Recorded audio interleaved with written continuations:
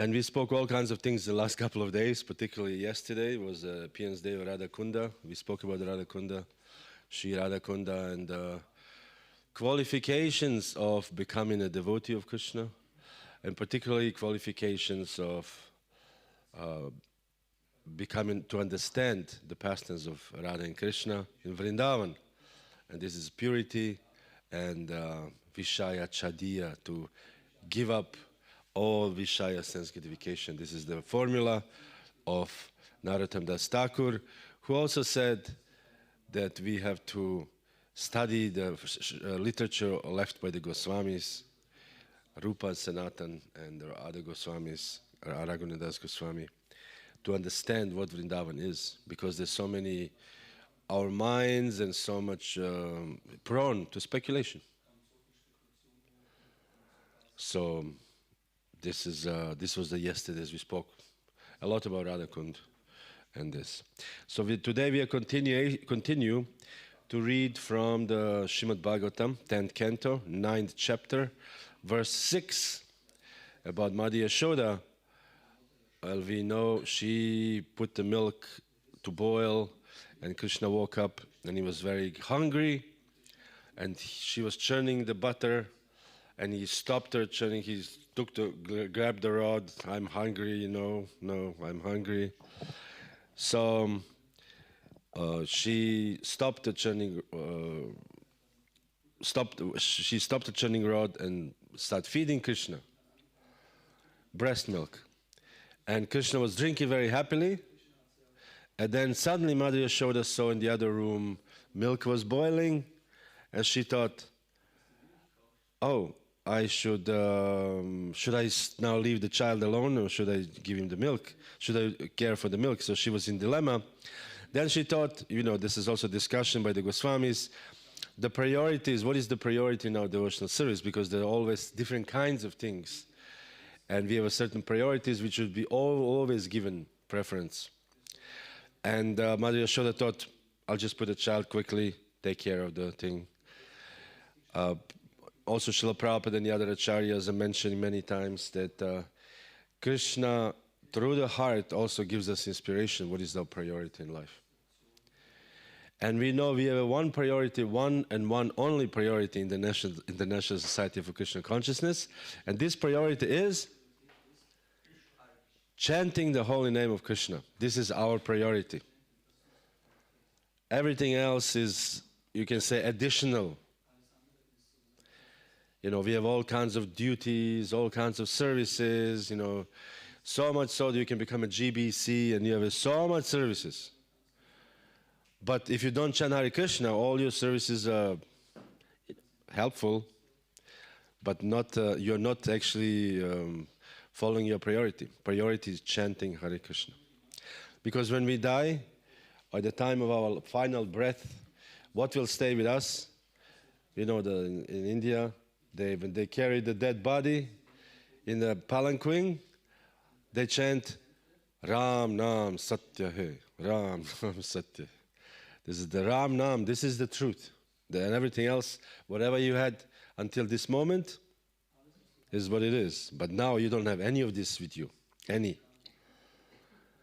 And this is a Prabhu quote this song all the time. This is a song from the 50s in Germany. I found this song. And this song says, Das letztes Hemd hat leider keine Tasche. Meaning, your last shirt, there's no pockets. Meaning, you cannot take anything with you. Anything. Of course, the song goes some hedonistic. Man lebt nur einmal auf der Welt. Means, you live only once and enjoy, but this is the wrong message. He says, what is the use of your collecting money? Enjoy now, spoil everything, spend all the money. This is hedonistic, atheistic, demoniac also mentality. Our mentality is also the first part, yes, we cannot take anything with us, but we can take something with us, and this is the Hare Krishna mantra. And indeed, Hare Krishna mantra will take us with it. Because Hare Krishna mantra is not different from Krishna. And Hare Krishna mantra is the religion for this age. There is no other, everything else is subsidiary, helpful. We have a deity worship, it's helpful, Very nice. Put us in the mode of goodness. Offer all kinds of services. Without deities, what would so many people do here? Imagine. In the morning, this devotee bring tulasi and bring plates and wash the thing, and who is washing the plates and doing maha cleanup and cooking for the Lord, maha cooking, second initiation. Without the deities, what would we do? We just sit here and Hare Krishna, how are you? I mean, somebody will chant 60 rounds, 64 rounds, and the rest will struggle to do 4 rounds. What would you do? Some years ago, I was reading of a life of a great Christian saint called Saint Francis of Assisi, Francesco. And he was a very great saint. He would walk barefoot in winter, and he would rebuild the church, and he did, amazing things.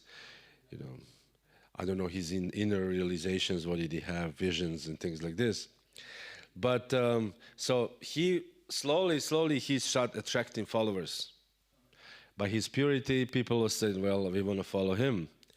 People like, if somebody's pure. And so people start following, but he said, no, I don't want followers. Nadanam na janam na sundarim kavitam va jagadisha kami. So I don't want followers. I don't want anything.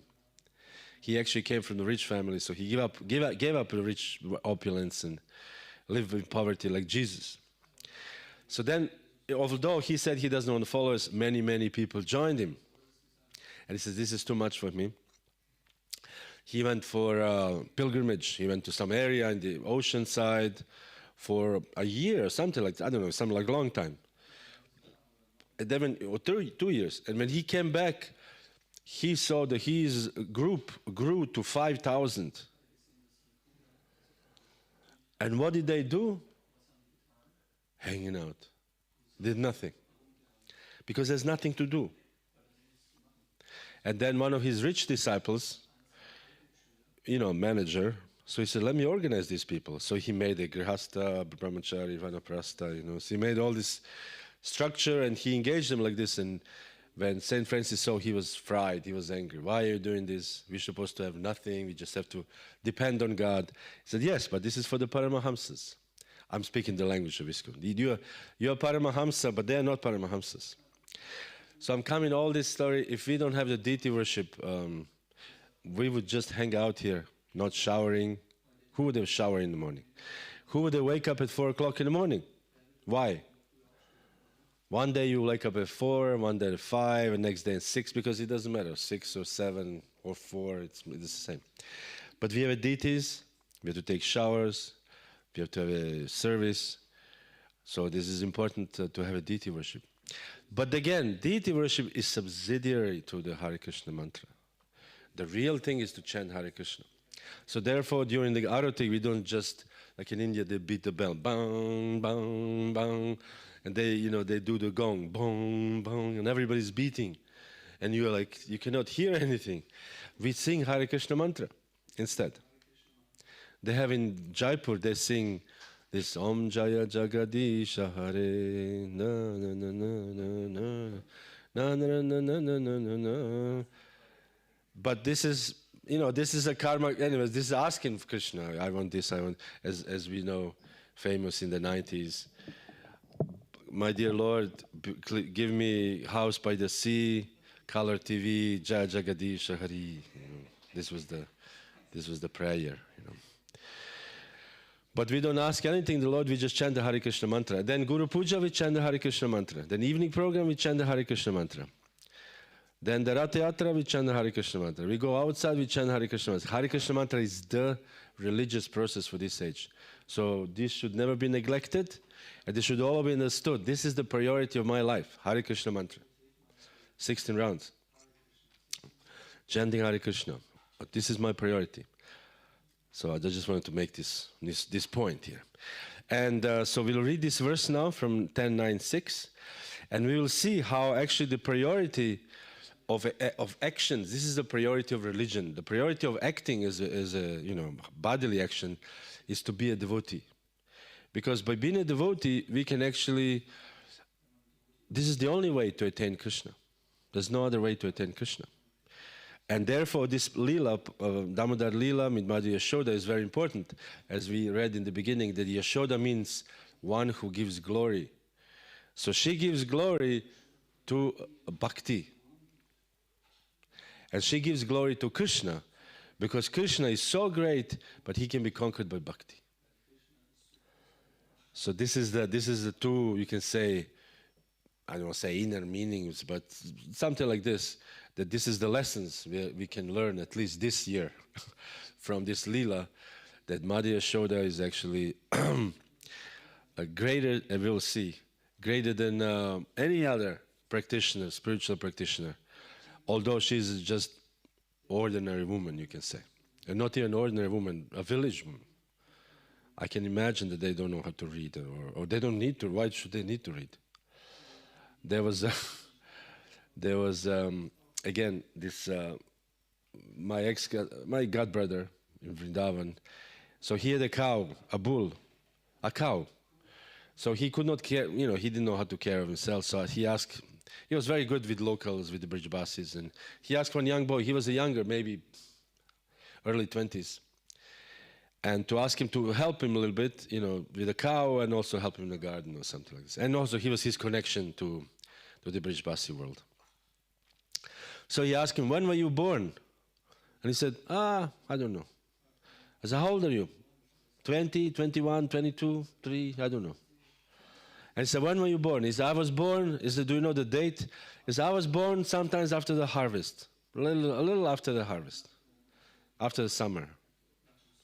What does he need to know? Why?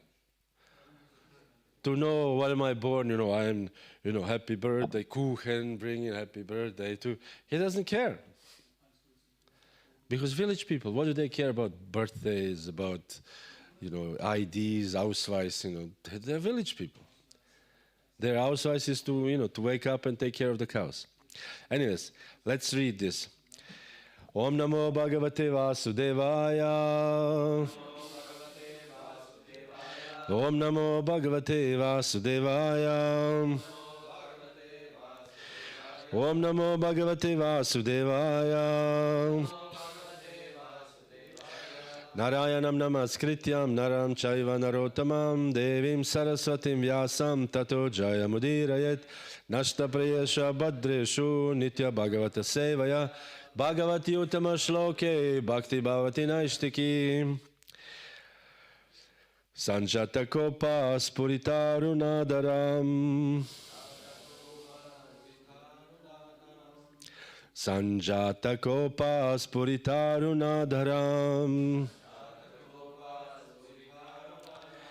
Sandashadadbir dadimanta bhajanam. Sandashadadbir dadimanta bhajanam. Bitvam rishashru drishadashmanaraho. Bitvam rishashru drishadashmanaraho. Jaga sahyayan gavam antaram gata.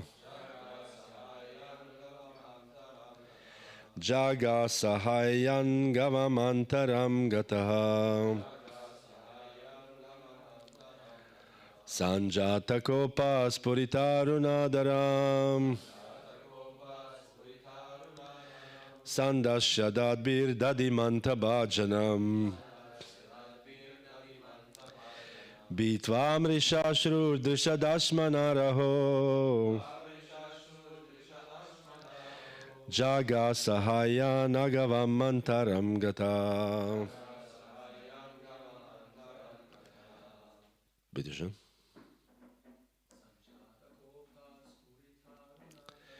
Sanjata kopa spuritarunadaram. Sandashadadbir dadimanta bhajanam. Bitvam rishashu drishadashmanaraho. Jaga sahaya nagavam antaram gataham. Sanjata kopa spuritandarandaram. Sandasya dadbir dadimantaba janam. Bitvam shurdrishadashmanaraho. Jaga sahaya nagavamantaram gatam. Or Sanjata kopa spuritanunandaram. Sandasya dadbir dadimantaba janam. Bitva mrishashru drisha ashmanaraho. Jaga sahaya nagavamantaram gataham. Sanjata kopa. In this way, Krishna been very angry. Spurita aruna adaram. Swollen reddish lips. Sandasya, capturing. Dadbihi, by his teeth. Dadimantabhajanam, the pot in which yogurt was being churned. Bitva, breaking. Mrisha ashu, with false tears in his eyes. Drishad ashmana, with a piece of stone. Rahaha, in a solitary place. Jagasa, began to eat. Hayan gavam, the freshly churned butter. Antaram, within the room. Gataha, having gone.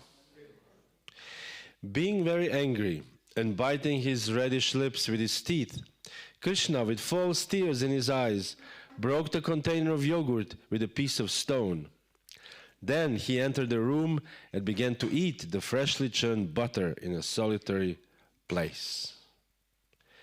Purport. It is natural that when a child becomes angry, he can begin crying with false tears in his eyes. So Krishna did this, and biting his reddish lips with his teeth, he broke the pot with a stone, entered the room, and began to eat the freshly churned butter. So this is what Krishna did. When Yashoda left him there, he was waiting, and I guess he was impatient to wait 3 more seconds. The children can be very impatient, and we all actually very impatient. And therefore Bhagavad Gita advises us to be patient and tolerant. This is the advice of Bhagavad Gita, that this any person with sense should understand. Yes, I should be patient, but it's very difficult to be patient. I have many times problems to be patient, because you think, yeah, I want to now, where is it? And therefore, all this is appealing, which immediately relieve our impatience, like gadgets nowadays, cell phones, computers, relieving our gadgets immediately. I want to know. Now my impatience is nourished. They nourish my impatience. So Krishna was very impatient, with his reddish lips, like a bimba fruit. But here it is said as aruna. Where is it? Spurita aruna adaram. Aruna, anybody remembers where there's a song by Bhaktivinoda Thakur that uses the word aruna?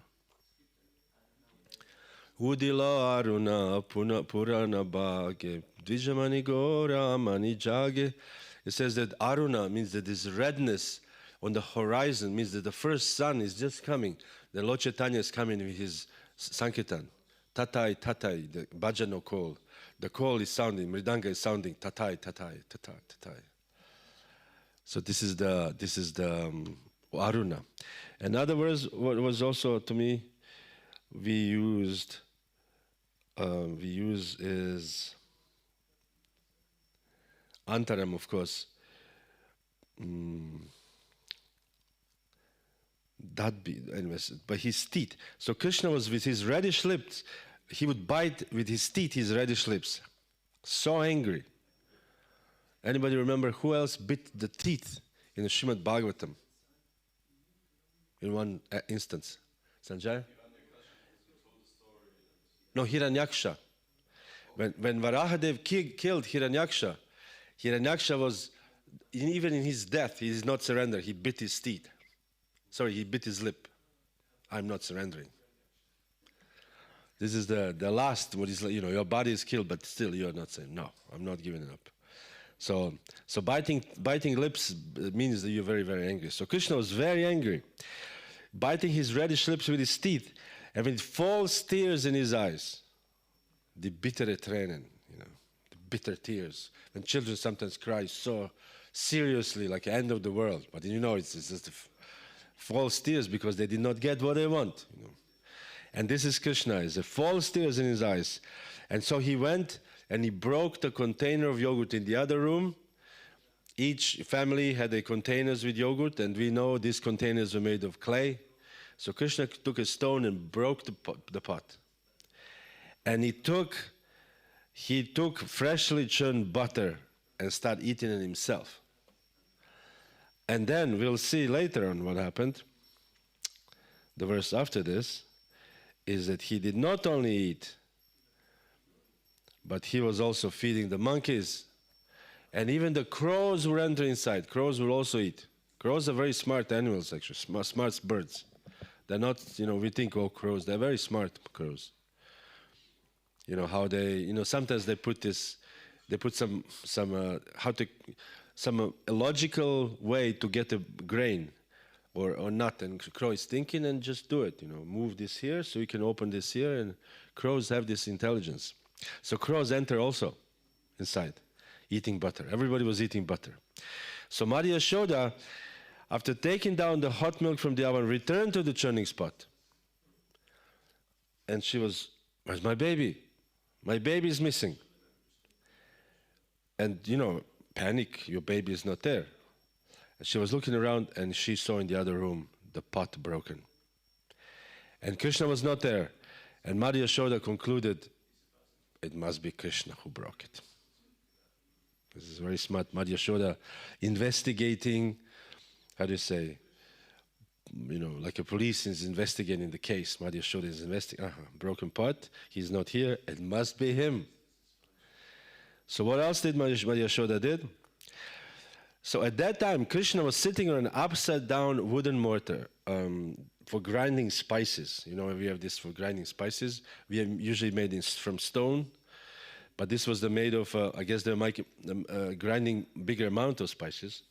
So it was upside down, and Krishna was sitting on it, and he was distributing milk preparation, yogurt and butter to the monkeys as he liked. Means he would give somebody there, some of the monkeys would wait to take a butter. Monkeys, monkey, Prabhupada always says monkey business. Monkey business is always, monkeys are animals in the mode of ignorance. They're never into good, always into some mischief. Breaking, stealing,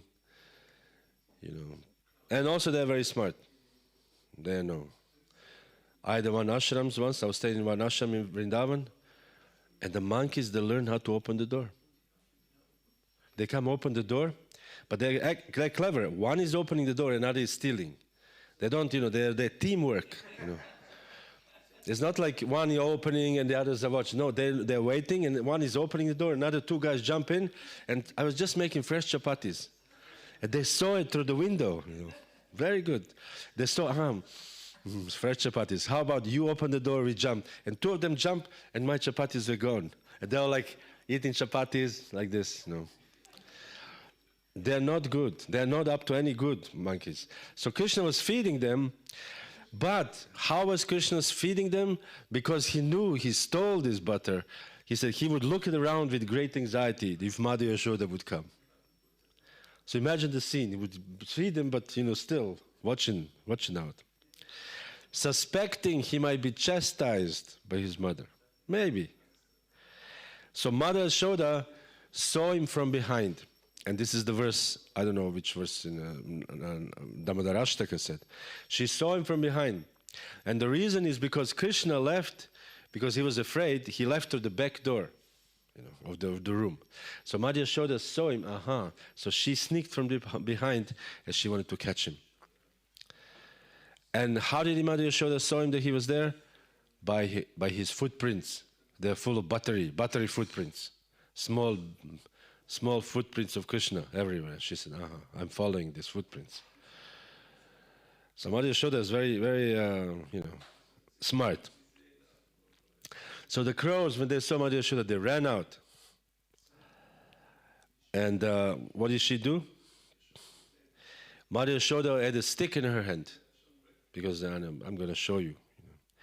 So when Krishna saw the stick in her hand, he jumped from this mortar and started running.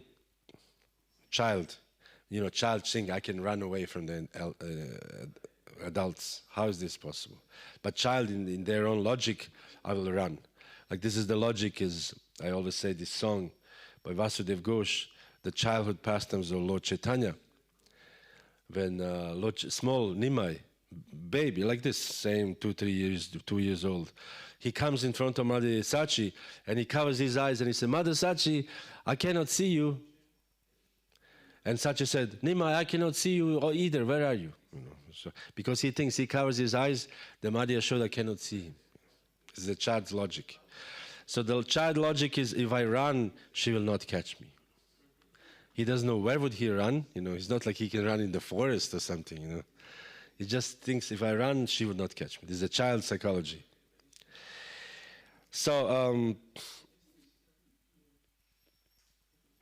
in the end, she ran after Krishna as she caught him. Another thing was interesting. When Yashoda was following Krishna, her waist was overburdened by heavy breasts. So meaning she was running. Naturally, had to reduce her speed. We know the athletes. Those who run 100 meters, they don't have much in front area. But because of following Krishna very swiftly, her hair became loose. So her hair was falling everywhere, and the flowers of her hair falling after her. And so this is the scene, Mother Yashoda, her hair is falling and her flowers on the hair is falling, and she's chasing Krishna. So then when she caught him, ultimately, she caught Krishna, and Krishna became more and more afraid and admitted to be an offender. He apologized. Krishna says, I actually have, I don't know how, in some baby language. As she looked upon him, she saw that he was crying, that Krishna was actually crying. And his tears, we said this verse several times, we read it already. This is the verse 10, 9, 11. This ointment around Krishna's eyes, because this is just kajal, they start melting from the tears, and they fell on his cheeks, and he would do like this, and he would smear all over his face, this kajal, because Krishna was crying. And Madhya Yashoda, she saw Krishna, she saw, wow, he's very beautiful, son. She cannot. So, but then she started to chastise him still. She said she wants to, how do you say?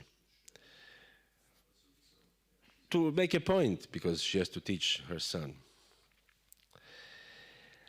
So, and she chastised him, and she said, as a punishment, I will tie you up. As I said again, I saw it personally in Vrindavan, and I will never forget this scene. I was walking in Govardhan. I was walking in Anior, near Anior village. This is like still considered I don't want to say the backward village, but something like this. It's like a still old style India, very traditional, a very village kind of loud people. And there was a child who did some mischief. It was the similar Krishna size, maybe 2-3 years old. So the mother came and tied, because the child was naked, as Krishna was naked when he was a child. He said that Krishna was dressed. Anybody remembers what was Krishna and Balaram dressed? What kind of their dress when they were young babies, crawling around?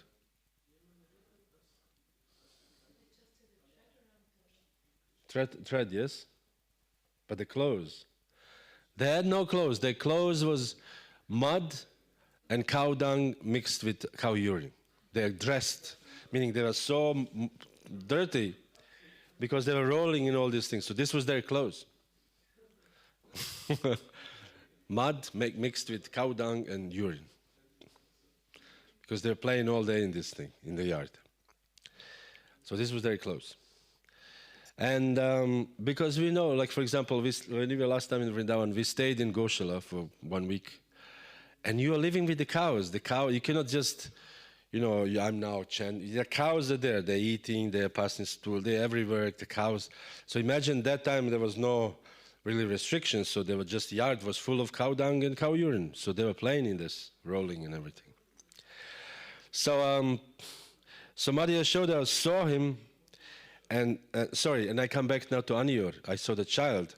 The child was naked with a rope, not the rope, the thread, some thread around the waist. And the mother, because she was, first of all, did like this, and I didn't understand, Brijbasi language. So she was angry, and then she took a rope and tied him by a tree. A little tree. There was not big tree, like this tree. And she tied him. And the child was, he was angry. He couldn't move because he was tied. So I was thinking, this is what Mother Yashoda did. This is a tradition. In Brijbasis, this is how they do. Anyway, so Mother Yashoda wanted to tie him now. So this is up to this point we came, and next, I think on Sunday, we'll speak about further, what's the further Lila. What I wanted to say about this is that Mother Yashoda, where is it? That Prabhupada said here in one of the purports of these verses that the yogis cannot capture Krishna by severe penances and austerities, but Mother Yashoda, despite all the obstacles, was able to get Krishna without difficulty. He said, Prabhupada said, this is the difference between yogi and the bhakta. Yogis cannot enter even the effulgence of Krishna. They like to merge into the effulgence of Krishna. So many people like to merge, I was reading something, anyways. And this one person was emerging. I was thinking, people cannot even merge. It's not so easy. You have to do heavy austerities and actually to be pure. So much purity and so much mystic powers to actually merge into Brahma Jyoti. So it's not possible to merge. And Mother Yashoda can just catch Krishna with no difficulty. Imagine you are catching the Supreme Personality of Godhead. You can touch the Supreme Personality of Godhead. Prabhupada quotes this verse from Brahma Samhita. Yasya prabha prabhavato jagadanda koti kotishvashesha vasudade vibhuti bhinnam tad brahma nishkalamananta shesha bhutam govinda madi purusham tamaham bhajami. I serve the Supreme Personality of Godhead, Govinda, the primeval Lord, whose transcendental bodily effulgence known as the Brahma Jyoti, which is unlimited, unfathomed, and all-pervasive, is the cause of the creation of a limited number of planets with varieties of climates or specific conditions of life. So Brahma Jyoti, Prabhupada says, is the luster of Krishna. Like we have in the New Age terminology, it's called aura. I saw this aura. I heard one devotee was recently here and he can see auras. You know who am I talking about, no? He apparently lived here. That he could see auras. Who told me this? Subal, anyways. Not Subal can see auras. He told me that he can see auras. Maybe he can, I don't know.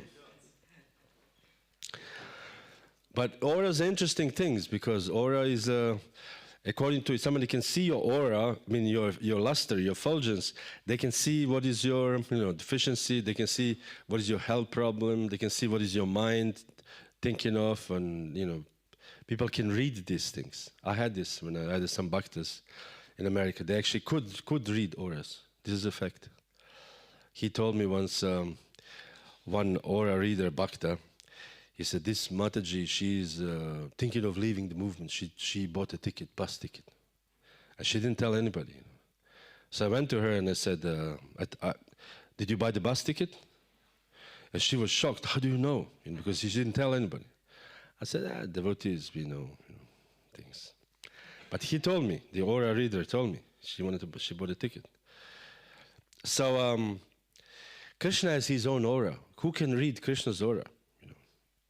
Imagine, and this aura of Krishna is unfathomable. It cannot be, there's no end, unlimited, unfathomable. You cannot even grasp what it is. And all pervasive everywhere. It says that all the material universes, they rest on this aura. So imagine this thing, and this is just Krishna's luster. This is not even Krishna's Paramatma feature, it's luster of Krishna.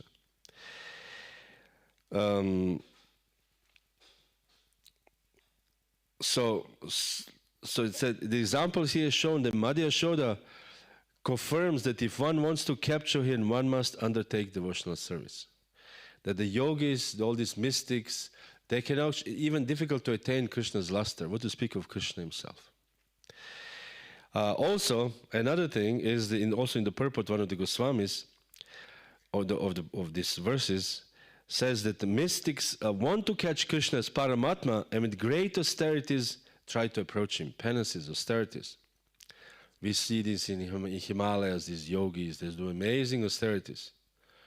I remember seeing this many years, like 10, 15 years ago, this video. I forgot who made this video. And describes these Ganesh devotees, Babas. And they go to Himalayas in snow, only in Copen. No clothes, barefoot, no problem. Heavy austerities, heavy.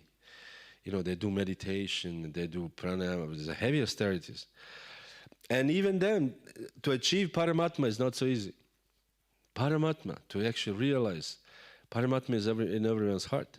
In the Bhagavatam, Gopakumar went to higher planets and he saw Navayogendras, the sons of Rishabhadev. 9 sons of Rishabhadev. Rishabhadev 100 sons, and 9 of them were Brahmanas, very advanced Brahmanas, and the others were other, they were engaged in ruling the earth or whatever. But they told him, why do you travel? What do you need to travel for? He said, because Paramatma is everywhere. You don't need to travel. You just look in your heart, become realized in your heart, and you're just seeing Krishna everywhere. You don't need to do anything. You don't need to go anywhere. So he did this for some time, but he was dissatisfied forever. So this is the point. Krishna is running away in fear, and he said, this is to illustrate the difference between Bhakta and the yogi. Yogis cannot reach Krishna, but the pure devotees like Madhya Shoda, Krishna is already caught. Just by being devotee, you already caught Krishna. You caught Krishna's attention. And they said, Prabhupada says, there's interesting, when one devotee became temple president, and Prabhupada says, your becoming temple president is a sign that Krishna recognized your service and wanted to give you more. I thought it was interesting. Not that now we should all become temple presidents, but the point is that Krishna sees what you do. And Krishna awards you, okay, now you can do this service, now you can do this service. Krishna recognizes for who we are. And therefore it is said that Acharya, there's, not to be taken lightly, the word Acharya, is self-effulgent. Like, how do you know who is Acharya?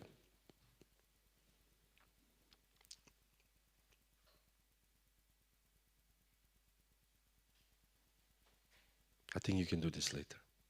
Thank you. Self-effulgent, Acharya is self-effulgent. What's happening? Batteries.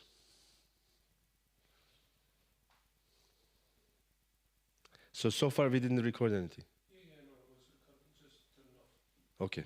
If you didn't, then then you don't need to. But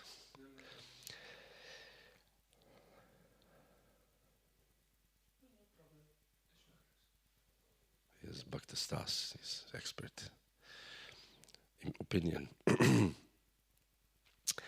So Acharya is a self-effulgent person. So you don't need to. Nobody could say, "Oh, Prabhupada, do you have a credentials? Certificate? I am Acharya." You do the course. 3 years course.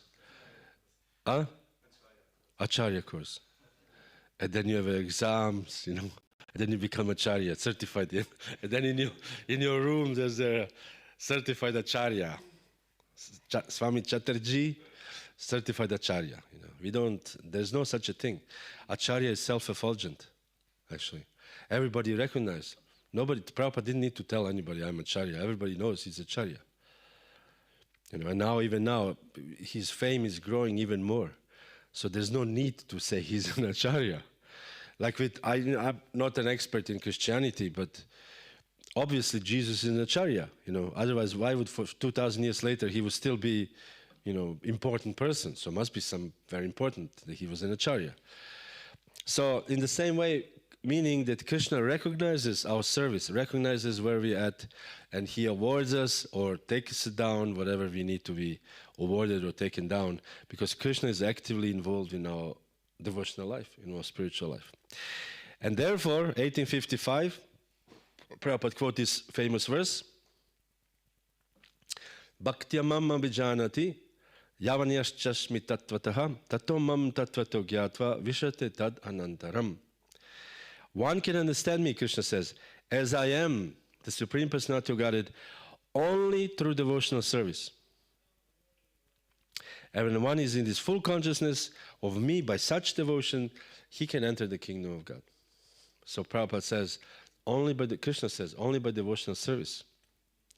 Bhaktya mam abhijanati. So this is important to become a bhakta, to become a devotee. And first of all, I'm actually listening now, yesterday and today morning, I was listening to a very interesting lecture by Bhanu Swami, who speaks about guru. What is a guru? This is just recently given lecture. And he says that our primary initiation is actually Hare Krishna mantra. I thought it was interesting. This is the primary initiation. He said this the secondary initiation, we call a second diksha, is there to give us mantras so we can worship the deities and things like this, importance. But he said, but the real process for this age is actually chanting Hare Krishna mantra.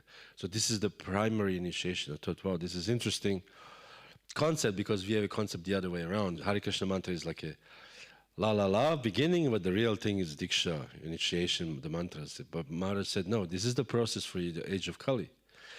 And he gave some quotes that you can actually go, Prabhupada says, you can go back to Godhead just by chanting Hare Krishna mantra. You do not need other mantras, actually. So this is interesting. So bhakti means devotion. So this is the you can say the heart of a devotion is to chant Hare Krishna. Because when they ask Lord Chaitanya, who is a devotee? The first response was, he is the one who chants once the name of Krishna. He is a devotee. So this is the standard. Who is a devotee? The one who chants. And for this, Rupa Goswami also said in Nectar Instruction, if somebody chants Hare Krishna, but is on a neophyte platform, we should respect this person from a distance. Very nice. With sympathy, this is very nice that this person chants Hare Krishna. I actually recently this was like a year ago, I saw the head of the Sringeri Mat, the heavy Mayavadis, Sankaracharya school in South India. I don't know, where is the Sringeri Mat? Where is it? It's Andhra Pradesh. I'm not sure exactly. Or Tamil Nadu. I don't know where they're from. And he was very enviously of Krishna. How I was so envious, ISKCON. ISKCON is this, and they will not achieve liberation, and this and that. But before that, he sang Hare Krishna, Krishna Krishna, Hare Hare. They all Hare Krishna, and he had a kirtan, Hare Krishna kirtan. Of course, I probably think because he thought, if this is a popular, maybe young people will be interested in this. Whatever his reasoning is, but I thought he's chanting Hare Krishna. Even this hardcore Mayavadi who hates ISKCON, he's chanting Hare Krishna. The Hare Krishna mantra is all attractive, So he is a devotee in a very negative way, but he needs some purification. But he chants Hare Krishna. So whoever chants Hare Krishna is a devotee, and we offer our regards or respects from a distance to this person.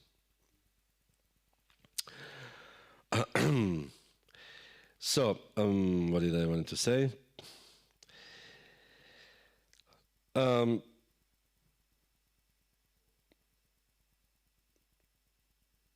So there's a whoever chants Hare Krishna, Prabhupada even quote this story from Ajamila. Even the Yamaraja's disciples, the Yamaraja's servants, they stay away from him. So meaning the Hare Krishna mantra is so powerful. This is actually the heart of our religion, of our process, of our everything, the chanting of the Hare Krishna mantra. We even have this quote. I don't know how authorized this quote is, but I saw the quote of Yamuna Devi, famous Yamuna Mataji, ISKCON's one of the first devotees. She did so much valuable service for Prabhupada. Prabhupada liked her very much. And then after some time, even in Prabhupada's time, her and another Mataji or 2-3 Matajis, they moved out of the temple and they started their own community because they thought they wanted to have an all-women ashram or something like this. They rented some land or something like this. So then, of course, the devotees started criticizing how did they live outside of ISKCON, meaning outside of the temple.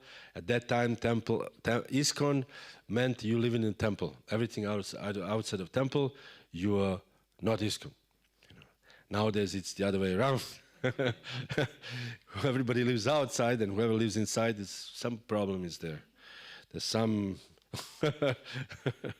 some concern why you live in a temple. I actually experienced this. So I was in the UK, and these devotees were looking at us. Why are you living in the temple? What is your story? They were we were suspicious. Why are you living in the temple? Because they're all like rich and have BMWs and this, and we are some poor beggars. There's some weird there. So I had to say it. So this is what, and he complained. She complained to Prabhupada. Prabhupada, devotees said we are not ISKCON because we don't live in the temple.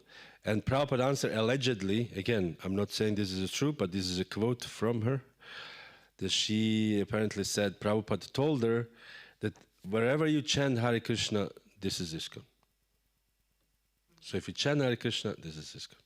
Again, I'm not trying to break any social norms or whatever, but this is just to want to emphasize the importance of the Hare Krishna mantra. How important it is to chant the Hare Krishna. Because this is, again, the essence. Everything else is helpful, is assisting.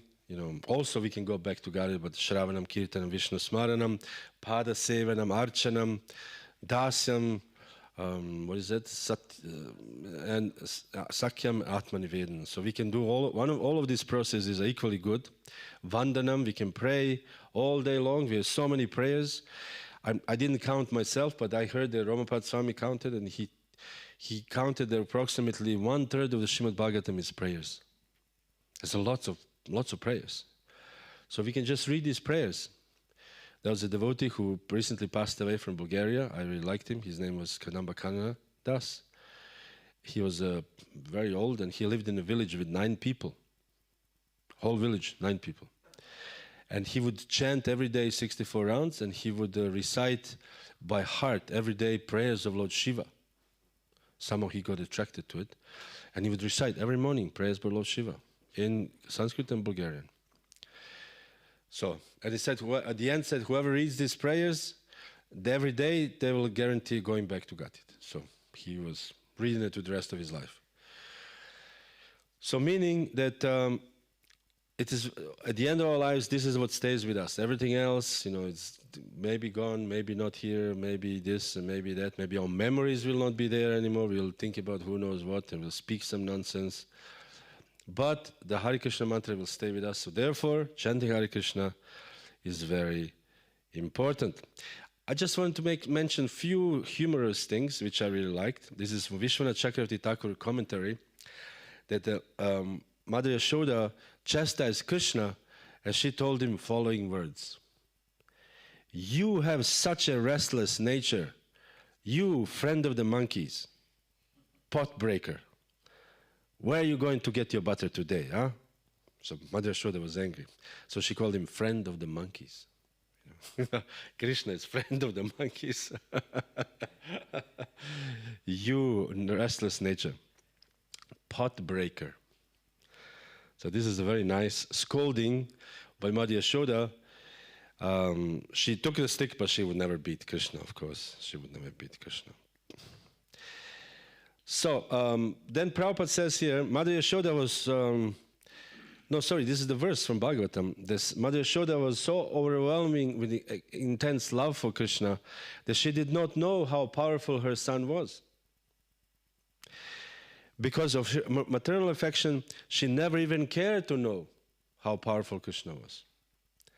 So sometimes when I read some technical things in Srimad Bhagavatam, I was thinking, that's nice, but I don't want to know everything. Like 5th canto of Srimad-Bhagavatam, where's the Shishumara planet. I studied this also for some time.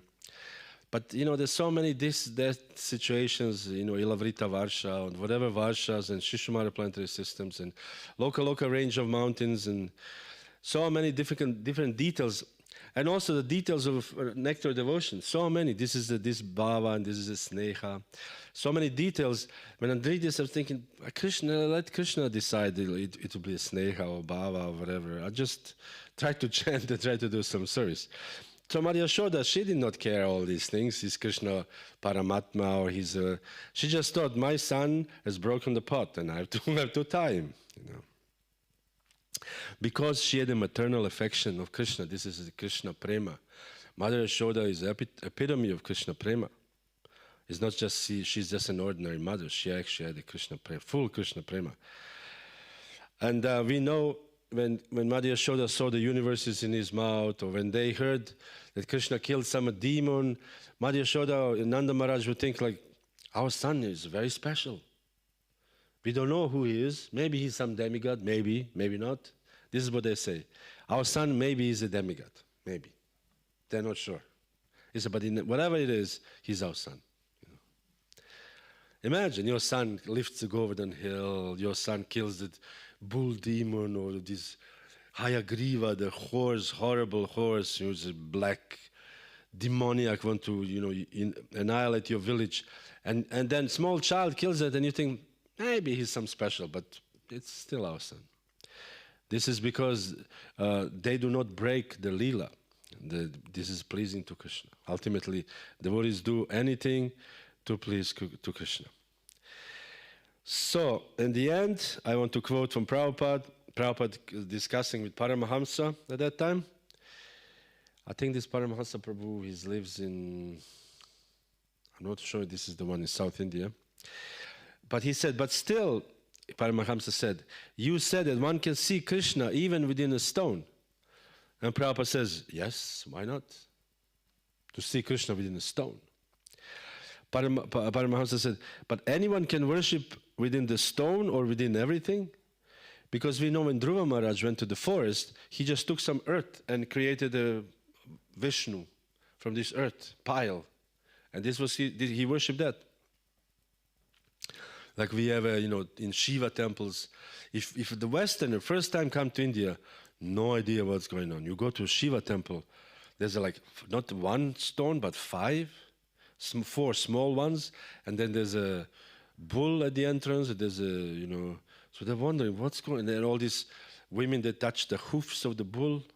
What was this, And in Vrindavan, they even whisper in the ear, some wishes, whatever they whisper. Yeah, So if the Westerners come first time, and they throw flowers, everybody's walking in, you don't know who is priest, who is throwing flowers, everybody's mess on the ground is like mixture of milk and mud, and so very difficult to understand what is what. So how do you worship Krishna everywhere? Prabhupada says, yes, we worship everything. We worship everything. See Krishna everywhere. We don't see the tree, we see Krishna's energy. We see this tree is actually Krishna's energy. Therefore, the tree is also worshipable because Krishna and Krishna's energy both are worshipable. Therefore, we say, Hare Krishna. Hare means energy of Krishna. In our childhood, we are taught by our parents, if there's a small grain, if it's stuck on the feet, we shall pick it up and touch on our forehead. We don't throw anything. And therefore, the temples or devotees, we try to, we also religiously do this. When we have a full plate and we cannot eat anymore, we just eat anyways. Being there for Hare Krishna movements, they eat huge plates. I don't think anybody eats so much food, So much food on the plate. And we just eat everything because you cannot throw prasadam, Prabhu. How do you throw prasadam? And then, as server said, more halava, halava, halava, halava, halava. And you said, just a little bit, and he just, make it this whole thing. And you said, anyways, it's Krishna's arrangement, I'll make it. Because we don't want to waste anything. It's Krishna's prasadam, it's not ordinary. And if something happened to be off or whatever, we go to the forest, put next to a tree so the tree can get nourished by eating prasadam, or animals, whatever. So this is how devotee sees anything. Prabhupada says, we are taught like this how to see everything in relationship with Krishna. That is Krishna conscious. We cannot see anything wasted, anything misused. Why are you preaching? Why are we after so many rascals? Because we see that their life is being misused. Give them enlightenment. This is our mission, Prabhupada says. So, anyways, I had more, but I think it's already the time to stop it. So basically like this, Mother Yashoda, although, again, ordinary woman we know Mother Yashoda is the most transcendental personality, very intimate associate of Krishna, and she doesn't come to the Jiva category. Mother Yashoda becomes to the spiritual energy. And she's eternal mother of Krishna. It's not like she's now becoming mother of Krishna. So, but still, she plays the role of a simple woman, and also to glorify Krishna, how Krishna is actually attracted to devotion only. He will not get captured by some Mayavadi, by some yogi who merely meditates, as Prabhupada said, selfishly. He's only interested in devotion. Bhakti-mam vijanati yavan yaschasmi tattvataha. And those devotees who practice devotional service, bhakti, will actually be eligible to go back to Godhead, to do service to Krishna and to associate with Krishna eternally. Just imagine right now, we are sitting here, we all have our minds, we all have our desires, we have our needs, but this all will be stopped. Never again, we will never again be interested in sense gratification. Only Krishna. Like sometimes, we chant our rounds, we finish our rounds. We were speaking to Kripa Sindhu, who is now there, about the chanting of the rounds. And sometimes you chant your rounds just as a duty. Okay, I finished my 16 rounds, I'm done. I'm done. Finish 16 rounds is not easy. But you're done 16 rounds, you're like, I'm done. And now I can live my life, you can say. But in the spiritual world, there is no such a thing, living your life. It's constantly 16 rounds.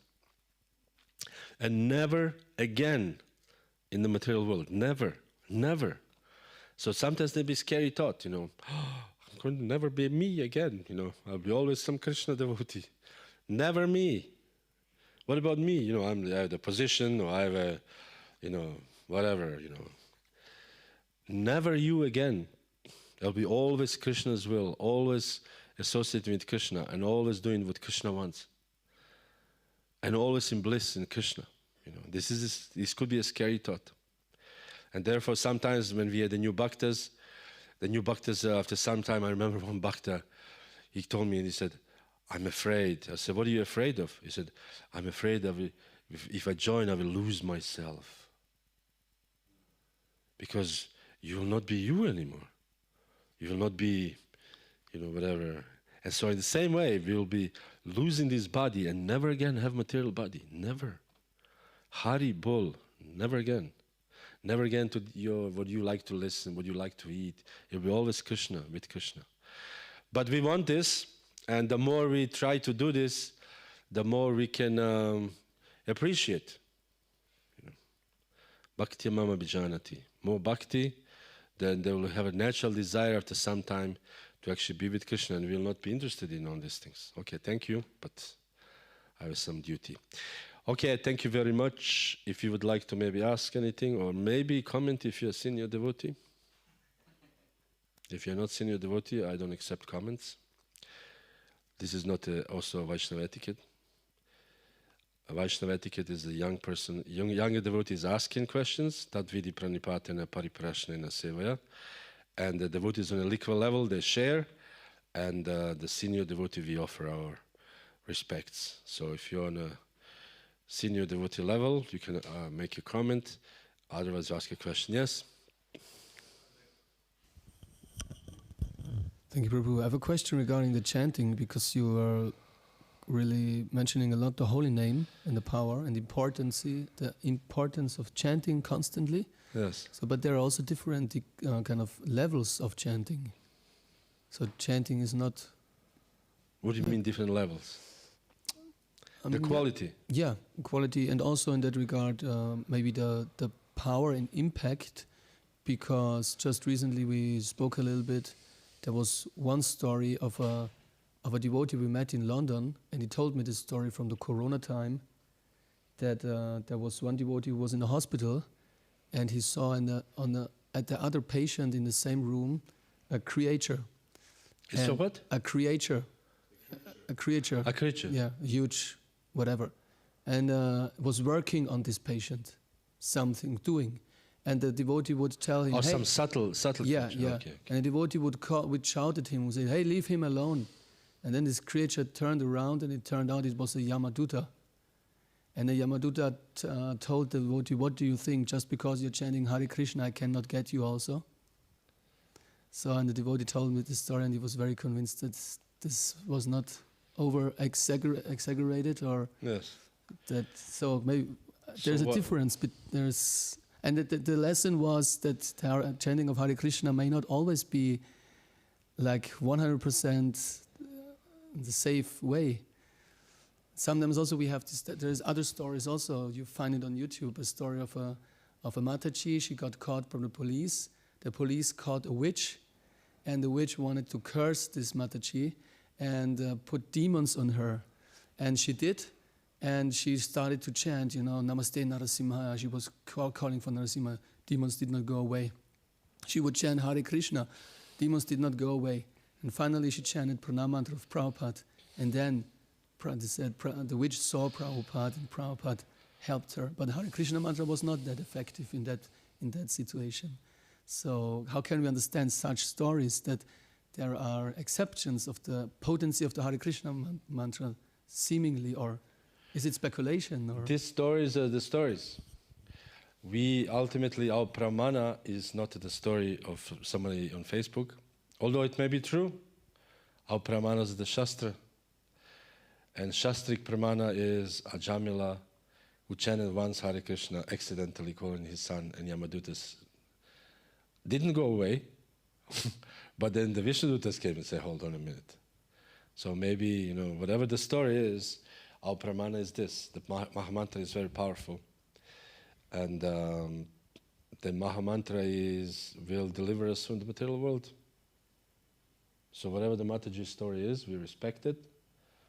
But we have our pramana from the Shastra. That's the story. That's my story. I believe what is written in the Shastra. And if it doesn't work, then this is Krishna's problem, not my problem. My problem is to believe what is written in the Shastra. And if it doesn't work, then, okay, Krishna, you have to deal with it. Or maybe Krishna has some reason why they allowed, for example, this to happen. But we cannot doubt the Hare Krishna mantra. This was always I'm 30 whatever years practicing Krishna consciousness. I always believed what is written. I believed firmly, if I believe now.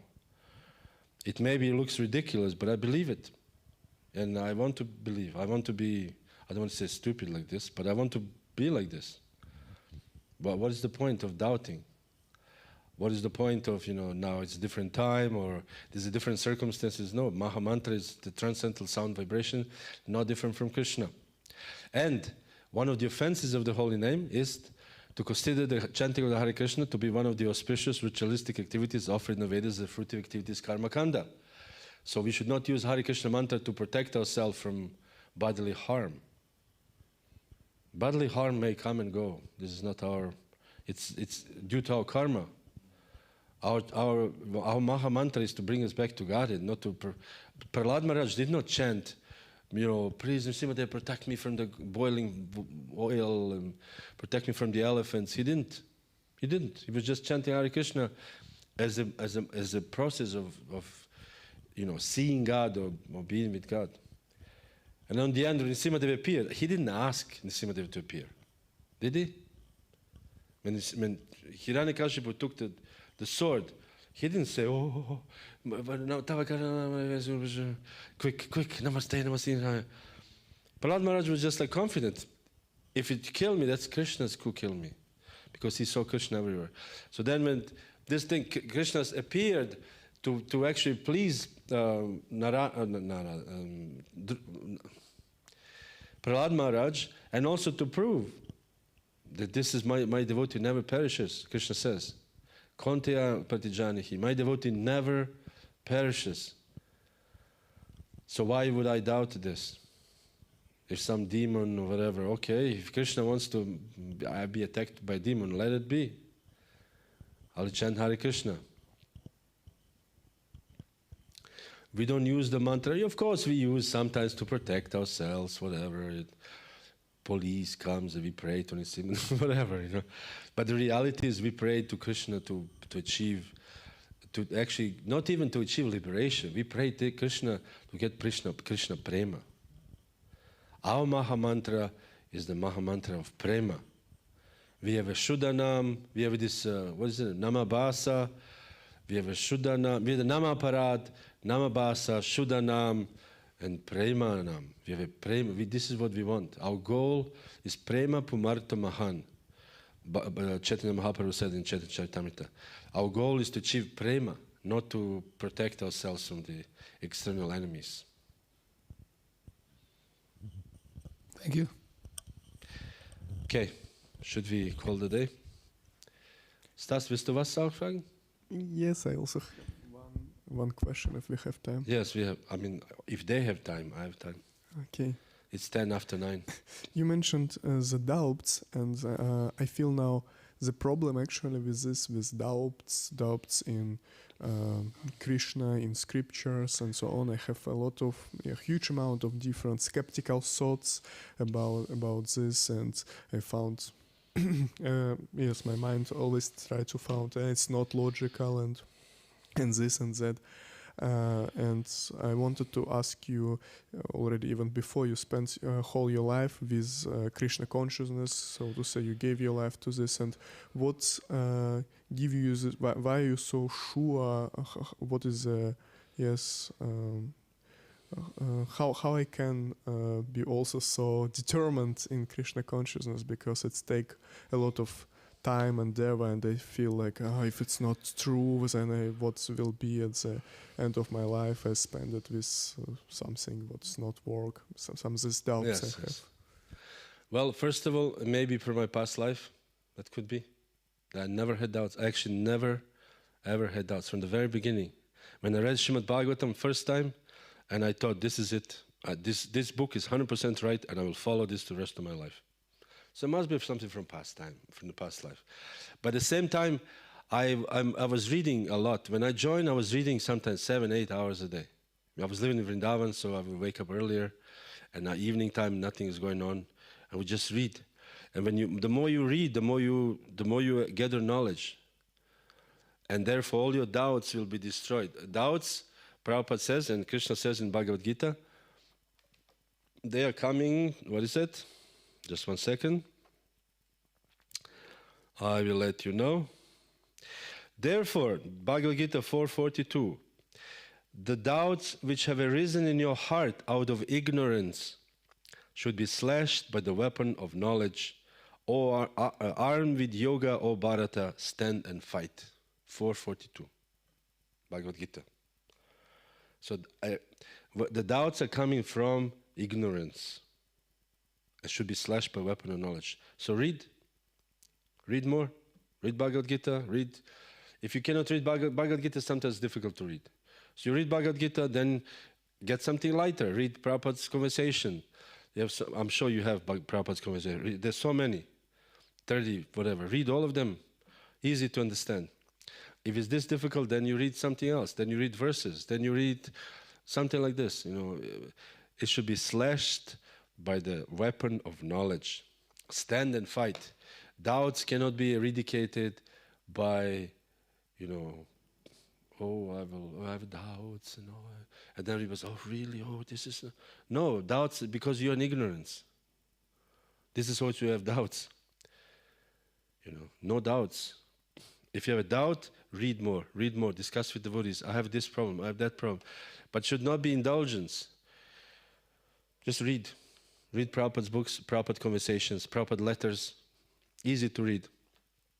So much philosophy there, so much practical things. Just do this and do service. And wake up in the morning and go to Mangalarti. Yeah, chant 16 rounds, wake up and do it. The brahmachari, Prabhupada says, should not have time. Brahmachari should be from morning to evening engaged. And in the evening, Prabhupada said he should fall in bed like a log. Log? Shtam. At 9 o'clock. Then 3 o'clock. I don't know when you wake up, 3:30 or whatever. Alarm. Wake up, shower. Okay, I have to do this today. I have to do this, And then you have no time for doubts if you're busy. If you're busy, no time for doubts. And if there's so many things that don't make sense, not logical. How do you, whatever? Krishna had, Nanda Maharaj, how many cows he had? 4 billion? 900,000 cows. I mean, you know how much 900,000 cows? How much land do you need? I don't think the whole Vrindavan will fit 900,000 in current Vrindavan. But somehow it fit. How does it work? We don't know. We'll see. When we go there, we'll see. But right now, I see that if I chant Hare Krishna, I don't have a desire to eat meat. I don't have a desire to smoke. So must be something working. I forgot the name of this. This is like a logical continuation. If you do one thing of the whole, you do the sample and it works, then you assume that the rest will work. Something like this. There's so many things I don't know. I have no idea how does this work and how Krishna, whatever, the universe, there's a whole weird thing, spiritual world. I have no idea how to, but I believe in this and this and this and this, and the succession of these events are true to me, so I assume that the rest of the events are also true.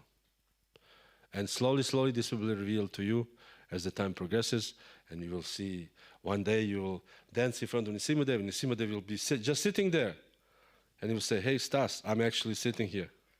And he was like, wow, he actually is sitting there. After whatever, practice and years of practice, something like this. Hare Krishna. I think this is done, 15. I thank you very much. Sorry for taking too much time. Shri Damodara Lila ki Jai, Shri Yashodama ki Jai, Shri Krishna Bhagavan ki Jai.